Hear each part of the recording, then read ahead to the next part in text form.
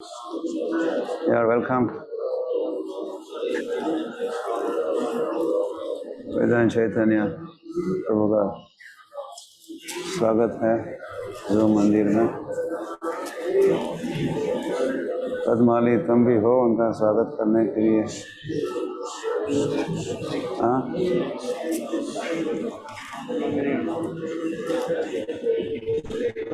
Okay. तो गौरंग, गौरधाम, मायापुर धाम,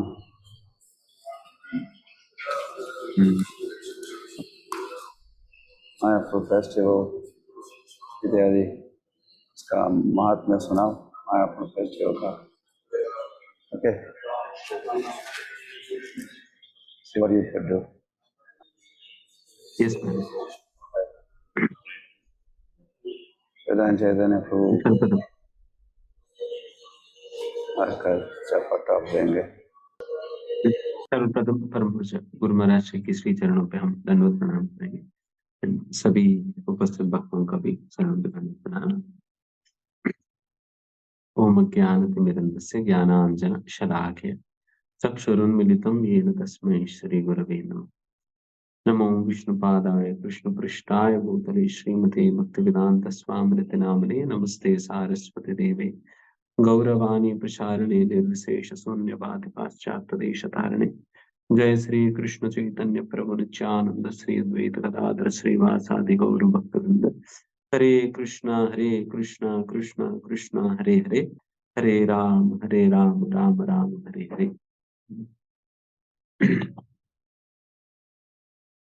सबसे पहला हम महाराज जी जो कहने के लिए कहे तो वो चीजों के एक बार हम बताएंगे। जैसा हम भी सौभाग्यवश हम भी मायापुर धाम में हैं। मायापुर में धाम में होने के कारण हमें यहाँ पर अनेक प्रकार के उत्सवों में भाग लेने की सौभाग्य में प्राप्त हो रही है।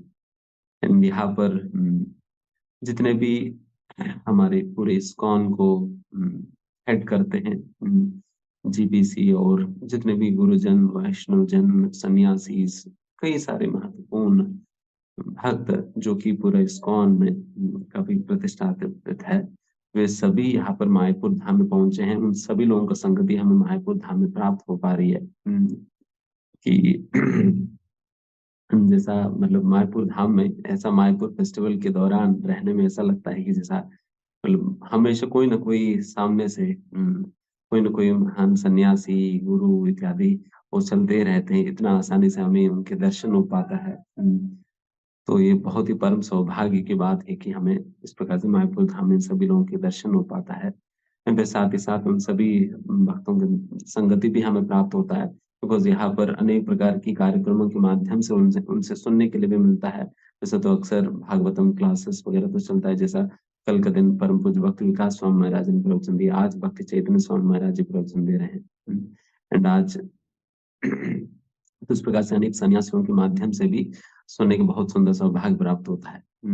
वैसा तो ये मायापुर फेस्टिवल लगभग 1972 से, जैसा गुरु महाराज मायापुर वृंदावन फेस्टिवल पुस्तक में बताते हैं, 1971 से शुरुआत हुई है। जो कि फिर गुरु महाराज से भी कई बार अपने अनुभव शेयर किए। 1972 से लेकर आज तक भी कोई भी एक फेस्टिवल भी महाराज मिस नहीं किया। हर एक मायापुर फेस्टिवल गुरु महाराज से अटेंड करते हुए आ रहे हैं।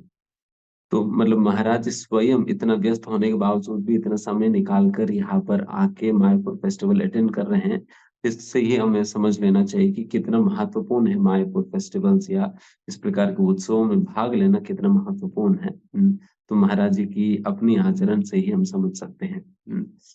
तो इसलिए इस साल भी गुरु महाराज जी यहाँ पर मायापुर धाम में आए हुए हैं। एंड फिर कल का दिन श्रील भक्ति सिद्धांत सरस्वती महाराज जी की 150वीं व्यास पूजा के उपलक्ष्य में एक बहुत ही बड़ा कार्यक्रम की आयोजन यहाँ पर किया गया था, जिसमें जितने भी गौड़ी वैष्णव संप्रदाय से जुड़े हुए भक्त हैं, चाहे गौड़ी मठ के माध्यम से हो, चाहे इस्कॉन के माध्यम से हो, चाहे अन्य ऑर्गेनाइजेशंस के माध्यम से हो, वे सभी ही यहाँ पर पहुंचे थे। फिर यहाँ पर एक बहुत ही विशाल पंडाल बनाया गया था, जहाँ पर सारे गौड़ी मठ के संबंधित इस्कॉन के संबंधित सारे वरिष्ठ सन्यासी और गुरुजन वहां पर पहुंचे हुए थे। फिर सभी भक्तसिद्धांत महाराज का गुणगान किए थे, भक्तसिद्धांत महाराज के चरणों की अभिषेक भी किया गया था। तो इस प्रकार से अनेक कार्यक्रमों के आयोजन कल किया गया था भक्तसिद्धांत महाराज की प्राकट्य के उपलक्ष्य में। एंड उसके साथ साथ टेम्पल ऑफ वेद प्लानिटोरियम, जो टीओवीपी टेम्पल में श्रील भक्ति सिद्धांत सरस्वती महाराज के संबंधित एक म्यूजियम का भी कल उद्घाटन किया गया था। कल शाम को 4 बजे को इसकी उद्घाटन हुआ था। एंड आज का दिन वैसा 29 मार्च 1 और 2 ये 3 दिन जो है टेम्पल ऑफ टीओवीपी में जो नरसिंह भगवान की मंदिर जहाँ पर बन रही है, जिसको कहते हैं कि this is the world's largest Narasimha temple, पूरा दुनिया में सबसे बड़ा नरसिंह भगवान की मंदिर है ये। और उस मंदिर की उद्घाटन एक प्रकार से उस नरसिम्हा विंग की उद्घाटन जो है तो वो ये 3 दिनों में संपन्न हो रही है। तो आज का दिन उसकी उद्घाटन महोत्सव, वैसा कल एक भक्तसिद्धांत महाराज का म्यूजियम की ओपनिंग हुआ था। एंड आज बाकी उत्सव आज चालू होने वाली है। आज और कल बहुत ही सुबह 10 बजे से लेकर शाम तक ये पूरा उद्घाटन महोत्सव आज भी चलने वाली है और उसी प्रकार से कल भी। एंड आज परम पूज्य राधानाथ स्वामी महाराज जी और परम पूज्य जय पताक स्वामी महाराज जी इस उद्घाटन समारोह में भाग लेंगे। फिर वे भी सारे भक्तों को एड्रेस करेंगे। उसी प्रकार से अम्बरीश प्रभु भी यहाँ पर उपस्थित है। तो इस प्रकार से इन सभी वरिष्ठ भक्तों के माध्यम से गुरु महाराज श्री भी स्वयं भी है। एंड फिर और भी अन्य कई सारे महान भक्त यहाँ पर उपस्थित है। उन सभी लोगों के माध्यम से इस नरसिम्हा विंग जो है दुनिया के सबसे बड़ा नरसिम्हा मंदिर है, तो उसकी उद्घाटन आज होने वाली है। तो इस प्रकार से पूरा 1 महीने भर में पूरा उत्सव ये मनाया जाता है, ये मायपुर फेस्टिवल, जो कि आगे जाकर श्रवणोत्सव होगा, फिर उसके बाद कीर्तन मेला होगा, फिर उसके उपरांत नवद्वीप मंडल परिक्रमा होगा, फिर उसके उपरांत गौर पूर्णिमा का उत्सव होगा, जिसके पहले बोट फेस्टिवल भी राधा माधव जी को बोट नौका विहार भी कराई जाएगी। तो इस प्रकार से अनेक कार्यक्रमों के आयोजन पूरा महीने भर में चलता है। तो इसलिए एक बहुत बड़ा एक उत्सव के माहौल बना रहता है इस मायपुर में। निश्चित रूप से जिनके लिए भी संभव है, फिर वे सभी ही यहाँ पर मायपुर उत्सव में आकर भाग लेनी चाहिए। महाराज जी चाहते भी कि सभी लोग आए हैं फिर मायपुर उत्सव में भाग ले, बिकॉज ये जीवन के सबसे बहुमूल्य अनुभव रहेगा इस उत्सव में भाग लेना। बिकॉज इतने सारे भक्तों को देखना और उन सभी लोगों की संगति हम प्राप्त करना, ये वैसा तो बिल्कुल असंभव है। चाहे हम अपना मंदिर में भी रहें, फिर वहां पर भी बिल्कुल असंभव है। इतने सारे भक्त एकत्रित कभी नहीं आएंगे। केवल और केवल मायापुर उत्सव में ही इतने सारे भक्तों की संगठन होता है और इतने सभी भक्तों की दर्शन एंड फिर उनसे श्रवण करने का सौभाग्य भी इसी उत्सव के दौरान हमें प्राप्त होता है। वैसा तो उद्धव गीता में भगवान श्री कृष्ण स्वयं उद्धव जी को उपदेश देते हुए कहते हैं कि तो इन प्रकार के उत्सवों में भाग लेना भी एक भक्ति का बहुत ही महत्वपूर्ण अंग है। क्योंकि ऐसा उत्सव में भाग लेना हमारी भक्ति करने का जो उत्साह के वर्धक होते हैं, हमारे उत्साह को बढ़ाते हैं भक्ति करने के लिए। बहुत सा प्रेरणा हमें प्राप्त होता है इन उत्सवों में भाग लेने से, इसलिए उसको उत्सव कहा जाता है, उत्साहवर्धन होता है इससे। तो इसलिए हर किसी को ऐसा उत्सवों में भाग निश्चित रूप से लेनी चाहिए। अगर इस साल आप नहीं आ पा रहे, कम से कम अगले साल के लिए भी आप प्लान कर सकते हो। इससे वैसे इस साल भी अभी जस्ट फेस्टिवल शुरुआत हुआ ही है, अभी भी कई दिन बचे हुए हैं। तो आप आज हम श्रील भक्ति सिद्धांत स्वामी महाराज जी की 150वीं साल की उपलक्ष्य में भक्ति सिद्धांत स्वामी महाराज जी के विषय में वैसा कथा तो चल ही रहा है। तो उसी कथा से संबंधित ही एक महत्वपूर्ण सिद्धांत के विषय में हम चर्चा करेंगे। So I will be talking about seeing Krishna, भगवान श्री कृष्ण के दर्शन करना। तो उसके संबंधित अनेक भक्ति सिद्धांत महाराज की लीलाएं हैं। उन सारे लीलाओं की व्याख्यान करते हुए हम एक बहुत महत्वपूर्ण सिद्धांत को समझने का प्रयास करेंगे। हम्म, वैसा एक बार श्रील भक्ति सिद्धांत सरस्वती महाराज जी से एक बहुत ही धनी जमींदार वो मिलने आए थे। वो बहुत बड़ी धनी जमींदार जो है वो बक्सीदास महाराज से मिलने आए थे। तो फिर उसने बक्सीदास महाराज से व्यक्तिगत रूप से मिलकर उनसे ये बात पूछने लगा, कॉन्फिडेंशियली पूछने लगा कि महाराज जी, आप इतना समय से आप साधन भक्ति वगैरह कर ही रहे हैं, क्या आपने कभी भगवान को देखा क्या? हम्म, आपने कभी भगवान को देखा क्या? जैसे कई बार हम लोगों से भी कई बार लोग पूछते हैं, जब हम प्रवचन वगैरह कहीं देने जाते हैं प्रोग्राम में, कई लोग हमसे वो पूछते हैं कि प्रभु जी आपने भगवान को देखा क्या? हम्म, आपके क्या अनुभव है? इस प्रकार से लोग पूछने लगते हैं। देन फिर इसकी समाधान बक्सीनाथ महाराज ने क्या दिया और कैसे दिया, अभी सुनते, बिकॉज ऐसा प्रश्न तो हमें भी मिलता है, तो फिर क्या समाधान देना होता है।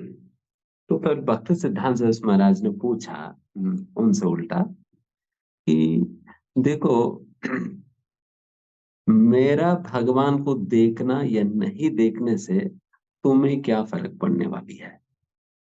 हम्म, पहला प्रश्न तो ये महाराज ने पूछा, मेरा भगवान को देखना या नहीं देखने से तुम्हारी आध्यात्मिक जीवन में किस प्रकार के प्रभाव या फर्क पड़ने वाली है? उसका तो कोई फर्क नहीं है। फिर बक्सीनाथ महाराज जी कहते हैं,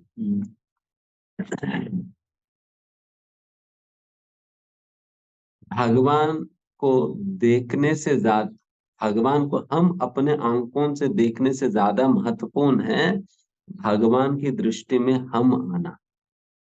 हम्म, भगवान की दृष्टि में हम पढ़ना ज्यादा महत्वपूर्ण है भगवान को हम देखने से, क्योंकि हम भगवान को अगर अपने आंखों से देखने का प्रयास करें भी, फिर भी भगवान को तो हम इन आंखों से देख नहीं पाएंगे। क्योंकि वैसा तो भक्त रसाम सिंधु में श्रील रूप गोस्वामी ये बात कहते ही, अतः श्री कृष्ण नाम आदि न भवेत ग्राह्यम इंद्रिय ही, अतः श्री कृष्ण नाम आदि, भगवान श्री कृष्ण के रूप और आदि मतलब भगवान श्री कृष्ण के अ, नाम रूप गुण लीलाओं को कोई भी व्यक्ति अपना साधारण भौतिक इंद्रियों से उसे ग्रहण नहीं कर सकते हैं, क्योंकि इन भौतिक इंद्रियों में भगवान श्री कृष्ण के रूप को, भगवान के नाम को, भगवान के गुणों को, भगवान की लीलाओं को ग्रहण करने का सामर्थ्य इन भौतिक इंद्रियों में नहीं है।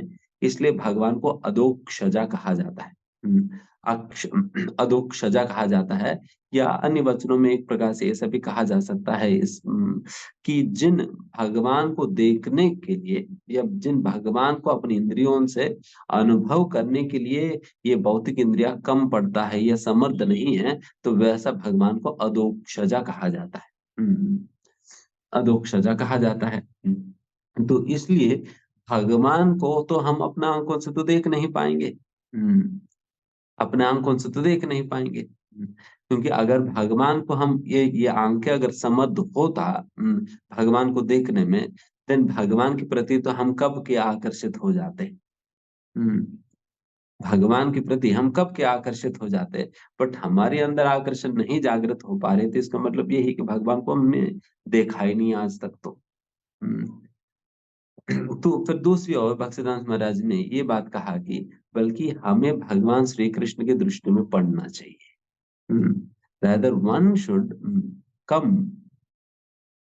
under the glance of the Supreme Lord. भगवान की दृष्टि में हमें पढ़ना चाहिए, क्योंकि भगवान श्री कृष्ण की दृष्टि में पढ़ना इसलिए महत्वपूर्ण है क्योंकि हम भगवान को देखने से ज्यादा कोई फर्क नहीं पड़ता है, बल्कि भगवान हमें देखे तो बहुत ज्यादा फर्क पड़ने वाली है। क्यों? भगवान की दृष्टि से ही बहुत कुछ होता है। जैसे भगवान की आंखों के विषय, भगवान की इंद्रियों के विषय में ब्रह्म संहिता में ब्रह्मा जी कहते हैं, अंगान यस्य सकलेन्द्रिय वृत्तिमंति, अंगान यस्य, जिनकी हरेक अंग सकल इंद्रिया, सारा इंद्रियों की वृत्ति काम करने में समर्थ है। भगवान की हर एक इंद्रिया बाकी सारे इंद्रियों के काम करने में समर्थ है। इसका मतलब ये हुआ, भगवान अपने आंखों से केवल देख ही नहीं सकते हैं, देखने के साथ साथ भगवान अपने आंखों से खा भी सकते हैं, भगवान अपने आंखों से संतान को उत्पत्ति भी कर सकते हैं, भगवान अपने आंखों से सुन भी सकते हैं, भगवान अपने आंखों से सूंघ भी सकते हैं। भगवान अपने आंखों से सारे ही इंद्रियों के कार्य अपने आंखों से ही कर सकते हैं। उसी प्रकार से भगवान की हर एक इंद्रिया उसी प्रकार से समर्थ है बाकी अन्य इंद्रियों के काम करने में। तो उस प्रकार से आप देख सकते हैं भगवान को, जब हम भगवान को भोग लगाते हैं, देन भगवान क्या मुंह से खाते हैं? नहीं, भगवान तो अपने अंकों से ही खा लेते हैं। अंकों से केवल भगवान का देखना भी खाना ही है। भगवान का देखना भी खाना ही है। एंड फिर जब भगवान इस सृष्टि सृष्टि करते वक्त इस सारा जीवों को इस भौतिक सृष्टि के अंतर्गत उत्पादन कैसे करते हैं? केवल अपना दृष्टिपात करके, केवल भगवान के रोम चित्रों से ये ब्रह्मांड प्रकट होने के उपरांत भगवान केवल इस ब्रह्मांड की ओर देखते हैं बस। देखने मात्र से ही भगवान की दृष्टि पड़ने मात्र से भगवान के शरीर में जितने भी सारे जीव है, वो सारे जीव इस प्रकृति में प्रविष्ट होकर वो अब जन्म लेने लगते हैं। तो उस प्रकार से संतान की उत्पत्ति केवल भगवान दृष्टिपात से ही कर लेते। तो इसलिए भगवान की दृष्टि बहुत बहुत शक्तिशाली है। एंड वैसा दृष्टि को ही अन्य स्थानों पर ऐसा भी कहा जाता है, कृपा दृष्टि कहा जाता है, कृपा दृष्टि। इसलिए हम कहते हैं ना, कृपा दृष्टि विषयादि, जैसा दामोदर अष्टकम में गाते हैं, कृपा दृष्टि विषयादि दिनम बतान। क्योंकि भगवान अपनी दृष्टि के माध्यम से कृपा भी प्रदान करते हैं। अपनी दृष्टि के माध्यम से कृपा भी प्रदान करते हैं। इसलिए भगवान की दृष्टि में पड़ने पे हमें भगवान श्री कृष्ण की कृपा भी प्राप्त होता है। कृपा भी प्राप्त होता है। इसलिए हम भगवान को,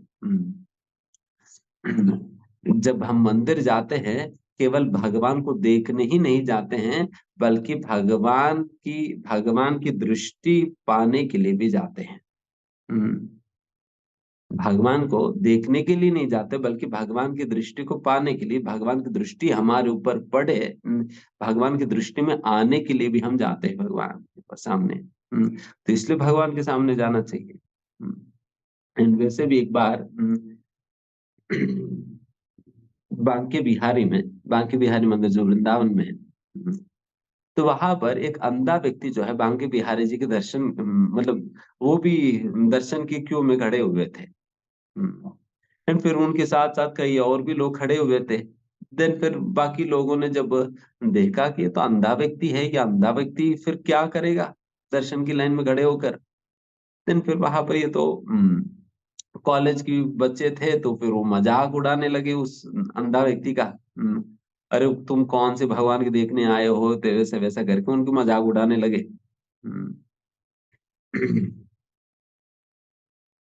देन फिर उस व्यक्ति ने उन बच्चों से कहा, देखिए, देख मैं तो अंधा हूं, मैं तो भगवान को तो देख नहीं पाऊंगा, बट मैं कब भगवान को देखने नहीं जा रहा हूं, मैं इसलिए जा रहा हूं ताकि भगवान मुझे देख ले। मैं इसलिए जा रहा हूं ताकि भगवान मुझे देख ले, क्योंकि फिर उन्होंने पूछा कि भगवान तो अंधा नहीं है ना, भगवान तो अंधे नहीं है, तो भगवान तो देख ही सकते हैं। देन फिर सभी बच्चे चुप हो गए। तो उस प्रकार से यहाँ पर ये भक्त वो भगवान की दर्शन दर्शन करने जा रहे थे, इसलिए नहीं कि भगवान को देखने, बल्कि भगवान की दृष्टि में पड़ने के लिए जा रहे थे। क्योंकि हम भगवान को देखने पे ज्यादा कुछ होता नहीं है, बट भगवान हमें देखे तो बहुत कुछ होने वाली है। इसलिए भगवान की दृष्टि में पड़ने जाते हैं। तो इस प्रकार से ये बात उस जमींदार से श्रील भक्तिसिद्धांत महाराज ने कहा। फिर उसके उपरांत एक और महत्वपूर्ण बात भक्तिसिद्धांत महाराज ने कहा कि देखो, भगवान को देखने का प्रयास करने की बजाय आप भगवान की ऐसा सेवा करो जिससे भगवान खुद ही आपको देखने के लिए आ जाए। आप ऐसा भगवान की सेवा करो जिससे भगवान खुद ही आपको देखने के लिए भगवान खुद ही आ जाए। तो वैसा सेवा करो। देन फिर आप निश्चित रूप से भगवान भी आपको देखेंगे, फिर आप भी भगवान को देख पाओगे। क्योंकि अगर हम भगवान को देखने का प्रयास करें, बहुत मेहनत लगने वाली है। अगर वही भगवान हमें देखना चाहे तो कितना समय लगेगा? हम्म, 1 सेकंड में भगवान देख लेंगे हमें।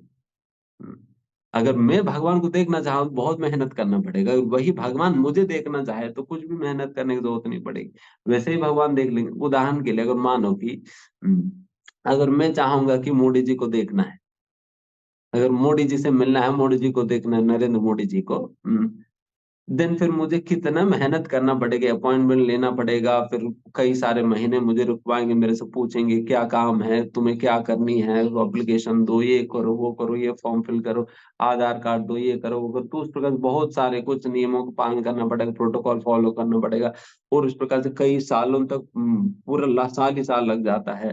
अगर मुझे नरेंद्र मोदी से मिलना है तो बहुत मेहनत करना पड़े, तब जाकर तब भी मिल पाऊंगा, नहीं मिल पाऊंगा, बहुत मुश्किल है। हम्म, अगर सोचो कि अगर नरेंद्र मोदी जी मुझे मेरे को देखना चाहे तो, मेरे से मिलना चाहे तो, हम्म, आज की आज मैं चाहे कितना भी बिजी भी क्यों ना हो, मुझे किडनैप करके भी ले जा सकते हैं। किडनैप करके भी ले जाकर उनके सामने खड़ा कर दी जाएगी कि मोदी जी तुम्हें मिलना चाहते हैं करके, मेरे से पूछने का भी जरूरत नहीं है। बहुत आसानी से मोदी जी मुझे देख लेंगे। बहुत कुछ करने की जरूरत नहीं पड़ेगी, इतना समय भी नहीं लगेगा।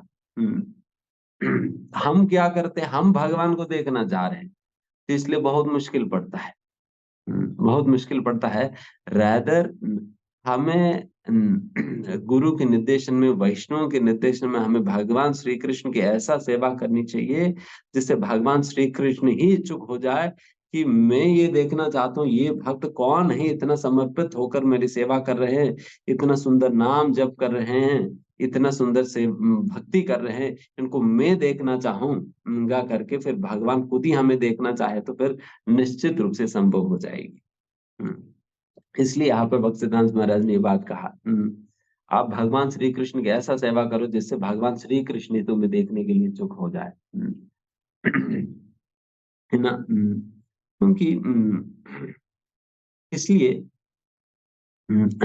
इसलिए कई बार एक भक्त अपने प्रवचन में बता रहे थे कि जैसा कई बार आप वृंदावन जाएंगे तो वहां पर कई भक्त जो है, कई ब्रजवासी या कई लोग इस प्रकार से कहते हैं, राधे राधे श्याम मिला दे, राधे राधे श्याम मिला दे करके। आप लोगों ने सुना ही होगा। राधे राधे श्याम मिला दे करके। वो उनकी भावना है कि मतलब हे श्रीमती राधा रानी हमें भगवान श्री कृष्ण से मिला देना। Then फिर वो वरिष्ठ भक्त ही बता रहे थे कि देखिए, हमारी ये भावना नहीं है, हम ये नहीं चाहते हम श्री कृष्ण से मिलना है। हम्म, ये हमारी लक्ष्य नहीं है, भगवान श्री कृष्ण से मिलना हमारे लक्ष्य नहीं है। हमारे लक्ष्य क्या है? जो श्रील प्रभुपाद जी ने जो हमें हरे कृष्ण महामंत्र के अर्थ भी यही बताया, कि हमें श्री कृष्ण से मिलना नहीं चाहते हैं। अगर मिलने का मौका मिल गया तो मिल भी लेंगे, बट हमारी ये लक्ष्य नहीं है। हमारा महत्वपूर्ण लक्ष्य तो ये है, भगवान श्री कृष्ण की सेवा करना लक्ष्य है। हम्म, सेवा करना लक्ष्य है। हम इसलिए राधा रानी से हम ये नहीं मांग रहे कि नाम जप करने के दौरान हे श्रीमती राधा रानी हमें श्याम जी से मिला दो, कृष्ण से मिला दो करके हम नहीं मांग रहे, बल्कि हम क्या मांग रहे राधा रानी से, हे श्रीमती राधा रानी हमें भगवान श्री कृष्ण की सेवा में लगा देना।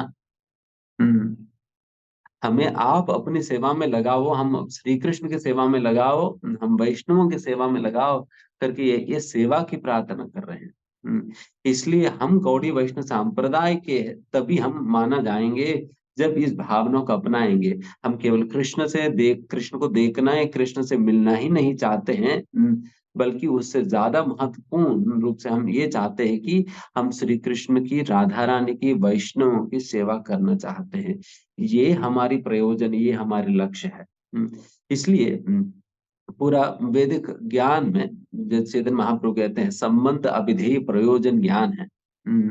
संबंध ज्ञान, अविधेय ज्ञान और प्रयोजन ज्ञान है। उसके अंदर यदि प्रयोजन ज्ञान, हमारा जीवन का असलियत में लक्ष्य क्या है, हम किस उद्देश्य को लेकर हमें नाम जप कर रहे हैं, किस उद्देश्य को हासिल करने के लिए भक्ति कर रहे हैं, इसको समझना अनिवार्य है। तो इस श्रील भक्तिसिद्धांत महाराज की इन बातों से तो हम ये बात क्लियरली समझ सकते हैं, हमारी असली प्रयोजन क्या है, भगवान श्री कृष्ण की सेवा करना ही हमारी असली प्रयोजन है। क्योंकि कृष्ण को हम वैसा तो देख नहीं पाएंगे। क्योंकि कृष्ण को देखने की कौन सी आंखें हैं, कौन सी आंखों से हम कृष्ण को देख सकते हैं, तो इसके विषय में ब्रह्म संहिता में कहा जाता है, प्रेमांजन चूरित भक्ति विलोचनेन संतः सदैव हृदयेषु विलोकयन्ति। तो उस श्लोका में बताया जा रहा है, प्रेमांजन छुरित भक्ति विलोचनेन, जिनकी आंखें प्रेम की अंजन से, प्रेम की ऑइंटमेंट से, जिनकी आंखों को लेपन, जिस प्रकार से काजल हम अपने आंखों पे लगाते हैं, उसी प्रकार से जिन लोगों ने प्रेम को ही अपना काजल के रूप में अपने आंखों पे लगाया हुआ है, वैसे ही व्यक्ति जो है प्रेम के वश वो भगवान को हमेशा ही भगवान को देख सकेंगे। हमेशा ही भगवान को देख सकेंगे। इस प्रकार की आंखों के बिना कोई भी व्यक्ति अपने भौतिक इंद्रियों से भगवान को देख नहीं सकेंगे। अगर हम केवल अपने भौतिक इंद्रियों से ही, भौतिक आंखों से ही भगवान को देखने का प्रयास करें तो हम प्रयास करें तो हम हमारी क्या मान्यता होगी, किस प्रकार से हम सोचने लग जाएंगे, तो इसके विषय में भगवत गीता में कहा जाता है, अवजानन्ति मां मूढ़ा मानुषम तनुमाश्रितः। अवजानन्ति मां मूढ़ा मानुषम तनुमाश्रितः। मुझे मूर्ख लोग जब देखते हैं, वो ऐसा समझते हैं कि मैं भी उनकी तरह एक साधारण मनुष्य ही हूं करके। जब कोई मूर्ख मुझे अपने चर्म चक्षुओं से, अपने भौतिक आंखों से देखने का प्रयास करता है, या उन्हीं भौतिक अंकों से मुझे समझने का प्रयास करते हैं, वो क्या समझने लगता है कि अवजानन्ति मां मूढ़ा मानुषम तनुमाश्रितः, मुझे एक साधारण मनुष्य के ही तरह मुझे मानने लगता है। इस प्रकार से उसी प्रकार के मूर्ख ही बन जाएंगे। क्योंकि भगवान गीता में एक अन्य श्लोका में कहते हैं कि भगवान अपना दर्शन सभी को होने नहीं देते हैं, या नहीं देते हैं। उसके विषय में भगवान कहते हैं, नाहम प्रकाश सर्वस्य योग माया समावृतः। ना हम प्रकाश सद्वस्य, मैं अपना स्वरूप को सभी लोगों को प्रकाशित नहीं करता हूँ। फिर कैसे कैसे फिर उसके विषय में योग माया समावृता, उन लोगों की दृष्टि जो है योग माया से आवृत होने के कारण, योग माया शक्ति जो है लोगों की दृष्टि को, दृष्टि के ऊपर एक पर्दा की तरह उन दृष्टि को कवर कर देने के कारण लोग मुझे नहीं देख पाते। लोग मुझे नहीं देख पाते, मेरे दर्शन सभी लोगों को नहीं हो पाते, क्योंकि योग माया ने उनकी दृष्टि को हर लिया हुआ है, या योग माया ने ढक दिया हुआ है, इसलिए वो मुझे नहीं देख पाते हैं। इस प्रकार से वहां पर कहते हैं। इसलिए इस अवस्था में अगर केवल और केवल भगवान के दर्शन करने का प्रयास करना, ये बहुत अच्छा प्रपोजल नहीं है। इसी के विषय में एक और भक्ति सिद्धांत महाराज जी की लीला से भी ये भी बात समझ सकते हैं कि एक बार श्रील भक्ति सिद्धांत महाराज जी ब्रज मंडल परिक्रमा निकाल रहे थे। निकाल रहे थे। उस समय भक्ति सिद्धांत महाराज जी जब ब्रज मंडल परिक्रमा निकालते थे, लगभग 10,000 लोग भाग लेते थे। 10,000 लोग। मतलब आप सोचिए कि भक्ति सिद्धांत महाराज जी कितनी बड़ी मात्रा में प्रचार किया करते थे। 10,000 लोग ब्रजमंडल परिक्रमा में भक्ति सिद्धांत महाराज के साथ चला करते थे। एंड ऐसे एक बार परिक्रमा जब ले जा रहे थे, जब श्रील प्रभुपाद जी को पता चला कि इस प्रकार से भक्ति सिद्धांत महाराज जी ब्रजमंडल परिक्रमा ले जा रहे हैं, तो प्रभुपाद जी का भी इच्छा हुआ कि भक्ति सिद्धांत महाराज जी की संगति प्राप्त करने को, उनके दर्शन पाने का। तो फिर तुरंत ही वो मौका उठाते हुए वो कोसी पहुंच गए थे, जहां पर भक्ति सिद्धांत महाराज जी का कैंप रुके हुए थे। फिर वहां पर पहुंचने के उपरांत फिर भक्ति सिद्धांत महाराज जी, फिर वहां पर क्या हुआ कि वहां पर अनाउंसमेंट हुआ कि जिन लोगों को दर्शन करने जाना है वो जा सकते हैं, बट जो रुकना चाहे तो उन सभी जो भक्त रुकेंगे उनको लेकर भक्त सिद्धांत महाराज जी विशेष प्रवचन देने वाले हैं। जो भी रुकेंगे उनको भक्त सिद्धांत महाराज से सुनने का मौका मिलेगा। मौका मिलेगा, और बाकी जो लोग हैं दर्शन करने जा सकते हैं करके ऐसे अनाउंसमेंट हुआ। फिर उसके उपरांत क्या हुआ, सभी के सभी लोग जो है दर्शन करने निकल पड़े थे, सभी चले गए। बट प्रभुपाद जी ने सोचा नहीं नहीं, मुझे तो रुकना चाहिए पीछे, भक्तिदास महाराज जैसे सुनने के लिए मुझे रुकना है, उनकी संगति मुझे पाना है करके फिर प्रभुपाद जी रुक गए थे। प्रभुपाद जी रुक गए थे। एंड भक्तिदास महाराज जी जब प्रवचन देने बैठे थे, गिने चुने ही भक्त थे, मुश्किल से 20-25 भक्ति बचे थे 10,000 लोगों में से। 10,000 लोगों में 25 लोग बचे थे, बाकी सभी दर्शन करने निकल पड़े थे। एंड आप सोचो कि भक्ति सिद्धांत सरस्वती महाराज जी एक जगत गुरु प्रवचन दे रहे हो, वहां पर तो 25 लोग बैठे थे। जब बैठे थे, देन फिर भक्त सिद्धांत महाराज ने अपने प्रवचन देना जब शुरू किया। देखिए कई बार हमें लगता है कि जब प्रवचन हम कहीं देने जाते हैं, कम लोग हैं तो फिर थोड़ा सा बुरा लगने लगता है। जैसा कि मैंने कल सुन रहा था कि एक श्रील प्रभुपाद जी जब हम लोग भगवत गीता की परिचय हम पढ़ते हैं ना, इंट्रोडक्शन टू भगवत गीता, जो भगवत गीता की शुरुआत में भगवत गीता का परिचय। जब श्रील प्रभुपाद जी भगवत गीता की परिचय पे जब प्रवचन दे रहे थे, उस समय लिटरली एक व्यक्ति भी नहीं बैठे हुए थे प्रभुपाद जी के सामने, एक व्यक्ति भी नहीं था। बट फिर भी प्रभुपाद जी ने सोचा कि नहीं, मुझे भगवद गीता का प्रवचन फिर भी देना ही चाहिए करके फिर प्रभुपाद जी ने वो प्रवचन दिया, उसी प्रवचन को रिकॉर्ड किया। एंड जो रिकॉर्ड किया था जो प्रवचन, वही रिकॉर्डेड प्रवचन को ही फिर आगे जाकर ये इंट्रोडक्शन टू भगवद गीता के रूप में उसको छपाया गया। आप सोचो कि मतलब उस दिन तो कोई नहीं सुना, बट आज कितने लाखों करोड़ों लोग उस भगवद गीता के परिचय को पढ़ रहे हैं। उस दिन जब प्रभुपाद जी प्रवचन दे रहे थे, एक व्यक्ति भी नहीं बैठे थे, बट आज हजार लाखों करोड़ों लोग उस भगवद गीता के परिचय पढ़कर फिर भगवद गीता के विषय में जान पा रहे हैं। तो वैसा महान, इसलिए श्रील भक्तिवेदांत महाराज जी अक्सर अपने शिष्यों को, जब जो लोग प्रचार करने जाते थे, उन लोगों को कहा करते थे कि आप लोग निराश मत होइए, कि अगर कोई आपसे सुनने नहीं आ रहे तो फिर भी निराश मत होइए, कोई नहीं भी आए हैं फिर भी हरि के गुणों को गाना ही चाहिए, चाहे चार दीवारों को ही सुनाना पड़े तो चार दीवारों को ही सुनाओ, बट प्रवचन देकर ही आओ। चार दीवारों के सुना लो, कोई दिक्कत नहीं, बट हरि कथा तो करो ही। करके इस प्रकार से कहते हैं। तो उस प्रकार से विनिवेश, तो यहाँ पर श्रील बक्सीदास महाराज जी प्रवचन देने लगे थे, देन फिर 25 भक्त बैठे हुए थे, देन फिर उन्हीं के साथ साथ श्रीला प्रभुपाद जी भी सामने ही बैठे हुए थे। एंड फिर बक्सीदास महाराज ने शुरू किया, फिर पहली बात बक्सीदास महाराज ने यही बात कहा, ये सभी लोग जो भी दर्शन करने गए थे, वो सही में भगवान के दर्शन नहीं कर सकेंगे, बल्कि केवल वो अपने आंखों का कसरत करने गए थे। केवल अपना आंखों का कसरत करने गए थे, वो तो भगवान के दर्शन कहाँ कर पाएंगे। जैसा हम शरीर की कसरत करते हैं ना, व्यायाम करते हैं, उसी प्रकार से आंखों को भी व्यायाम करने गए थे। उससे ज्यादा कोई फर्क नहीं पड़ने वाली है।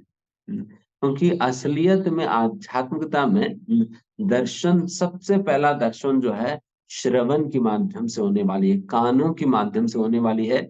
जब तक व्यक्ति कानों के माध्यम से भगवान के दर्शन नहीं कर पाता है, तब तक उन्हें भगवान के दर्शन आंखों से नहीं हो सकेगा। सबसे पहला दर्शन तो कानून से ही होने वाली है। इसलिए तो नवदा भक्ति के अंतर्गत प्रहलाद महाराज ने सबसे पहला तो श्रवणम से ही शुरू किया, श्रवणम कीर्तनम विष्णु स्मरणम करके। इसलिए एक अन्य जगह श्रील प्रभुपाद जी भी ये बात कहते हैं, हमारी आध्यात्मिक जीवन के अंतर्गत जितने भी समस्याओं को हम फेस करते हैं, चाहे भेद ध्यान जप के संबंधित हो, चाहे अन्य भक्तों के साथ हमारी संबंध के विषय में हो, या सेवा के संबंधित हो, इस प्रकार से कोई भी आध्यात्मिक जीवन के संबंधित समस्याओं का मूल जड़ कारण यही है, पर्याप्त मात्रा में श्रवण नहीं करना। पर्याप्त मात्रा में श्रवण नहीं करना। उस प्रकार से जो व्यक्ति श्रवण करता है, वही व्यक्ति असलियत में दर्शन कर सकेगा। तो इस प्रकार से वहां पर श्रील प्रभुपाद जी बताते हैं, बक्सीदास महाराज जी बताते हैं। एंड फिर आगे जाकर श्रवण करने इतना महत्वपूर्ण है, आप देखिएगा कि श्री प्रभुपाद जी कहते हैं, एक समय पर जब मैं बक्सीदास महाराज के प्रवचन सुनता था, सामने बैठकर, बक्सीदास महाराज के प्रवचन इतने हाईफाइड हुआ करते थे कि प्रभुपाद जी खुद कहते थे कि मुझे कई बार तो 25% प्रवचन भी समझ नहीं आता था, 25% भी मुझे समझ नहीं आता था। बट फिर भी प्रभुपाद जी ध्यानपूर्वक सुनने का प्रयास करते थे। हुँ। फिर भी ध्यानपूर्वक सुनने का प्रयास करते थे। इसलिए फिर आगे जाकर जब श्रील प्रभुपाद जी का दीक्षा होना था, जिस प्रकार से हमें भी हमारे काउंसलर्स वगैरह गुरु महाराज जी के सामने ले जाकर परिचय कराते हैं ना, महाराज जी ये भक्त है, ये सेवा करते हैं करके, आपसे दीक्षा लेना चाह रहे हैं कैसे करके। तो उसी प्रकार से एक बार श्रील प्रभुपाद जी को भी कोई और अन्य सन्यासी जो है, श्रील प्रभुपाद जी को भक्तिसिद्धांत महाराज जी के सामने ले गए थे, ये आपसे दीक्षा लेना चाह रहे हैं करके परिचय कराने। हुँ। प्रभुपाद जी को भी इंट्रोड्यूस करने वाला कोई और थे। तो उस प्रकार से जब ले गए थे देन तब उसी समय भक्तिवेदांत महाराज ने कहा, अच्छा इनको इनको तो मैं जानता हूँ। हुँ, इनको तो मैं जानता हूँ। देन फिर भक्तिवेदांत महाराज ने ये बात कहा, विशेष बात है।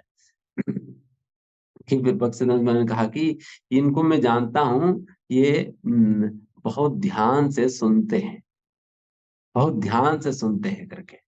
हुँ। तो प्रभुपाद जी को पहचान ही भक्तिसिद्धांत महाराज की दृष्टि में कैसा पड़ा?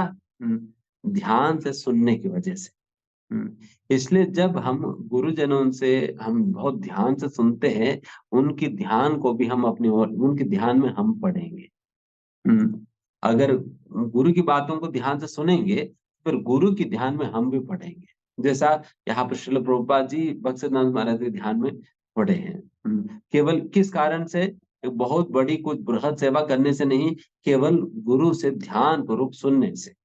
हुँ, इसलिए सबसे पहला दर्शन तो अपने कानों से होगा, अन्यथा अगर आँखों से दर्शन करने का प्रयास करें, तो ये केवल आँखों की कसरत ही होने वाली है, असलियत में भगवान श्री कृष्ण के दर्शन नहीं हो सकेगा। हुँ, उसी प्रकार से एक समय पर श्रील भक्ति सिद्धांत सरस्वती महाराज से एक बहुत बड़ा प्रोफ़ेसर जो है, वो मिलने आए थे।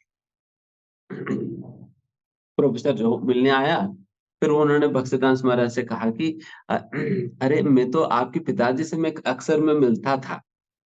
आपके पिताजी से मैं अक्सर मिलता था और मैं आपके पिताजी को मैं मुझे भगवत गीता के श्लोकाएँ सुनाया करता था मैं।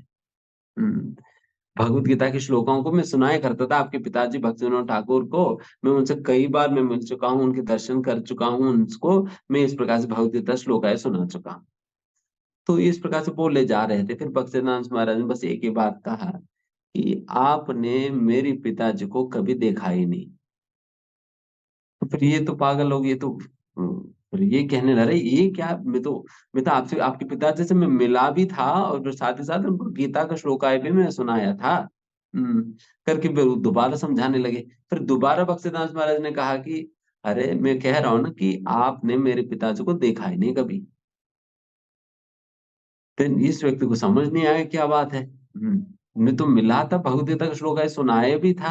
हुँ, देन फिर भक्तिसिद्धांत महाराज ने कहा कि देखो साधुओं की दर्शन जो है कानों से किया जाता है। साधुओं के दर्शन कानों से किया जाता है। आप भक्तिविनोद ठाकुर के पास जाकर केवल सुनाकर आ गए थे, उनसे सुना नहीं। हुँ। जिस दिन आप भक्ति विनोद ठाकुर से सुनेंगे तभी हम मान सकते हैं कि आपने भक्ति विनोद ठाकुर को देखा है करके। देखा है करके, आपने तो केवल गीता के श्लोक है सुना कर आ गया। हुँ, अब भक्ति विनोद ठाकुर को से तो सुना ही नहीं, तो इसलिए भक्ति विनोद ठाकुर को तो आपने आज तक देखा ही नहीं है। इसलिए इस लीला से भी हमें ये महत्वपूर्ण बात सीखना चाहिए, जब गुरु से मिलने जाते हैं, गुरु के दर्शन करने जाते हैं, हम केवल अपना ही कहानी नहीं सुनाने हैं। हुँ, कई लोग जो है अपने ही भागवत शुरू कर देते हैं। हुँ, महाराज जी हमारे घर पे ये चल रहे हैं, हमारी पत्नी बात नहीं सुनती है, हमारा बेटा ऐसा हो गया, हमारा ऐसा हो रही, वैसा हो रही, तो अपना ही भागवत सुनाने लगते हैं। तो ये ऐसा भागवत सुनाने से क्या होने वाली है? गुरु को सुनाने गए थे, गुरु से सुनने गए थे भागवत। हुँ, गुरु को सुनाने गए थे, गुरु से सुनने गए थे। इसलिए जब गुरु के सामने जाया जाता है, केवल हम अपनी कथा नहीं सुनाना है या अपने गुणों को ही नहीं गाना है, मैंने ऐसा सेवा कर दिया। वैसे तो कह तो देंगे महाराज आपकी आपकी कृपा से हो गया करके, केवल एक टैगलाइन लगा देते बट असलियत में तो भाव नहीं यही होता है महाराज जी हमने किया है करके। हुँ, तो इस प्रकार से इन्हीं सारी बातों को सुनाने से कोई प्रयोजन नहीं है, बल्कि ये महत्वपूर्ण है, गुरु से सुनना ज़्यादा महत्वपूर्ण है। इसलिए जब हम जाते हैं, सुनने जाना चाहिए। जब हम सुनेंगे तभी हम असलियत में गुरु के दर्शन कर सकेंगे। तो वही बात यहाँ पर श्रील भक्तिसिद्धांत महाराज भी इस लीला के दौरान यही बात कह रहे हैं। है ना? तो इस प्रकार के अनेक अद्भुत लीलाएं भक्तिसिद्धांत महाराज जी के इसके संबंधित, वैसा काफी समय हो गया, मैंने देखा नहीं। तो यहाँ पर हम समाप्त करते हैं। बहुत बहुत धन्यवाद आपकी समय के लिए। हरे कृष्णा। धन्यवाद श्रीमान वेदांत चैतन्य प्रभु। बहुत सुंदर शब्दों में, सरल भाषा में प्रभु जी ने आज प्रवचन में बहुत सारी बातें हमें बताई और बहुत सारे सुंदर पास टाइम्स भक्ति सिद्धांत महाराज के, श्रील प्रभुपाद के सुनने को मिले। साथ ही साथ उत्सवों के महत्व के विषय में हमने जाना और समझा कि उत्सवों में जब हम उत्साहपूर्वक सेवाएं करते हैं तो किस प्रकार सरलता से हमें प्रयोजन की प्राप्ति हो जाती है। प्रयोजन अर्थात भगवान श्री कृष्ण का प्रेम, जो कि हम सभी अपने जीवन में लक्ष्य बनाए हुए हैं। और बहुत ही सुंदर ये अंत में जो पास टाइम था ध्यानपूर्वक श्रवण का, वो बहुत सुंदर था। ध्यानपूर्वक श्रवण करना चाहिए। जब तक हम श्रवण नहीं करते अर्थात दर्शन नहीं करते, तो जिन भक्तों ने आज ध्यानपूर्वक श्रवण किया है वेदांत चैतन्य प्रभु से, तो वो कह सकते हैं कि आज उन्होंने वेदांत चैतन्य प्रभु को देखा है, और जिन्होंने नहीं किया उन्होंने नहीं देखा है। तो बहुत बहुत धन्यवाद प्रभु जी आपके सुंदर प्रवचन के लिए। तो हम सभी अपनी पारंपरिक पद्धति के साथ प्रभु जी का धन्यवाद करेंगे हरे कृष्णा महामंत्र बोलकर। हरे कृष्णा कृष्णा कृष्णा हरे हरे, हरे राम राम राम हरे हरे। तो आज के सत्र को हम यहीं विराम करते हैं। कल पुनः हम गुरु महाराज के संग सानिध्य में एकत्र होंगे जप टॉक, जप चर्चा के लिए और हरिनाम जप के लिए। तो सभी का आभार। वांछा कल्पतरुवश कृपा सिंधु बेवच पतितानां पावनेभ्यो वैष्णवेभ्यो नमो नमः। अनंत कोटि वैष्णव वृंद की जय। नामाचार्य शील हरिदास ठाकुर की जय। शील प्रभुपाद की जय। परम पूज्य लोकनाथ स्वामी गुरु महाराज की जय। सभी उपस्थित भक्तों की जय। निताई गौर प्रेमानंदे। हरि हरि बोल।